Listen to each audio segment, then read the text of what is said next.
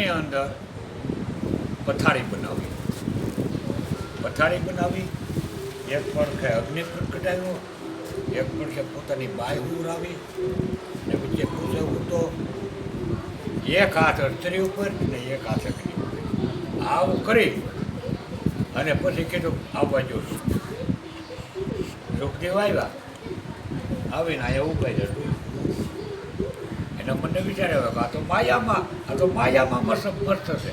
આ મને આવું ઉપદેશ દે. આવું વિચાર આવ્યો તો જનકે કીધું નિંદ્રાને કે આ ઓર્ડર કર્યો. નિંદ્રા આવી ગઈ. આવી તરત સપનાને કીધું આ સપના. જે સપનું જ આવ્યું એને. સપનું આવ્યું. સપનાની માલિકા પોતે બહેણ્યું, છોકરા છે, વાડી કરી, આંબા વાવ્યા અને કેરીઓ આવ્યું. અને છોકરાએ કીધું બાપુ ઓલી કેરી પાડી ગયો. હાથ લાંબો કર્યો ને તો એટલી આ ઘીરી. જા કૂદકો મારીને આંબાના ત્યાં માળ આપ્યું. બોલે કેમ બેટા કેરી નો અંબાણી?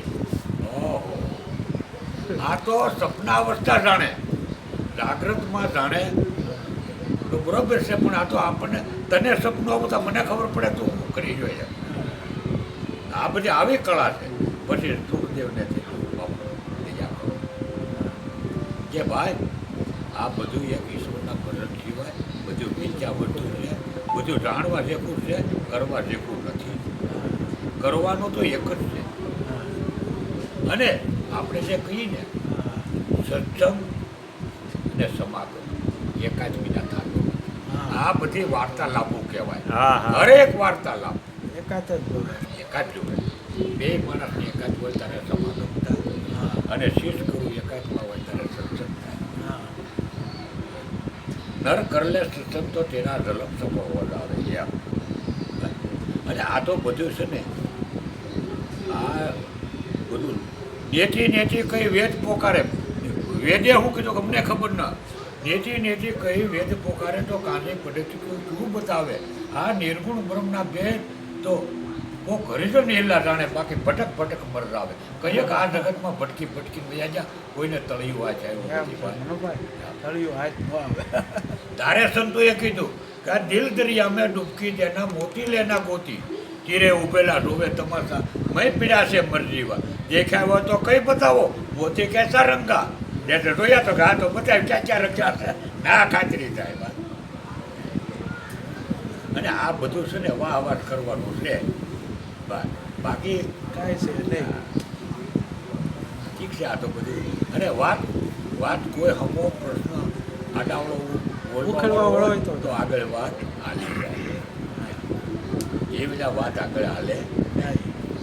પ્રશ્ન કરવાવાળો પ્રશ્ન હોય તો પ્રશ્ન થાય. આમાં બેઠા હોય તો પ્રશ્ન કરે તો ખબર પડે. હવે મારો તો એક બીજો પ્રશ્ન છે. વચનનું જે ગંગા સતીના ભજનમાં કહે ને, વચનનો મહિમા કીધો, તો વચન એટલે શું એમ?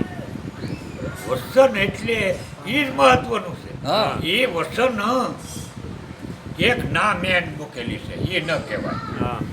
બાકી ટોટલી વસ્તુ તમને ઠેઠ સુધી બધી વાત કરાય.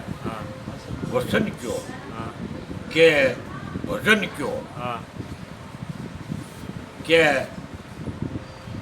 ભજન બધું ઈ જ છે. વસન વિવેકી નરનારી પાનભાઈ, એને બ્રીમાં લાગે પાય. તારે જગત હોમ છે બે માણા નથી. આ નર ને આ નારી, આ વસન વિવેકી જે નરનારી પાનભાઈ, એને બ્રીમાં આવીને લાગે પાય.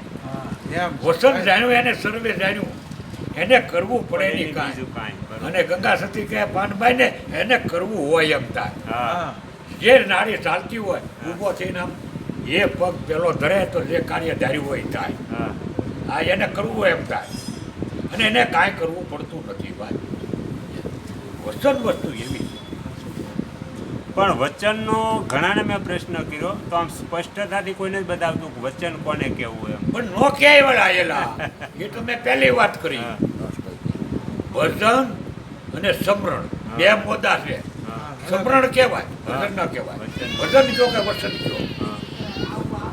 સદગુરુના શબ્દના થાવ અધિકારી પાનભાઈ.